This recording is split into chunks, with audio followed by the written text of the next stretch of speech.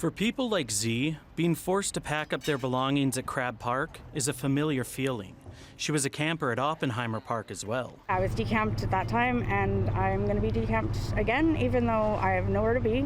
Vancouver park rangers moved into Crab Park in the morning, telling people to tear down their tents. Z says she lost many of her belongings the last time she was told to move, and she's worried history is repeating itself. Literally, they're going to take everything I need to keep myself safe, warm, and dry, and mobilized, and I'm going to be left with nothing. Campers on site were given time to pack up. For those who weren't there, park rangers threw out their tents. You're forcibly removing someone's home and you're putting all of their belongings into the garbage can.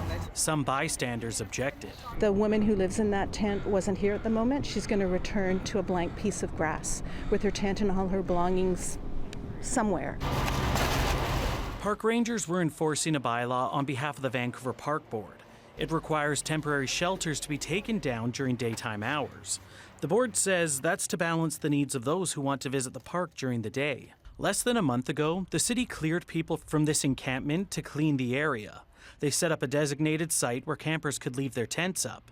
But advocates say the city only made room for 14 tents. There's so many people that have been staying on this hillside, just desperately clinging to the hill, waiting for the chance to move into that designated area so they'd have some protection and be able to stay there until they can get housing. York says those asked to leave were not offered housing. Usually what happens is when people lose all their belongings, they end up going to somewhere that's even more and more remote, more precarious, more risky. For Z, the immediate future is very uncertain.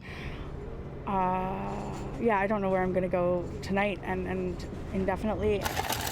Joel Ballard, CBC News, Vancouver.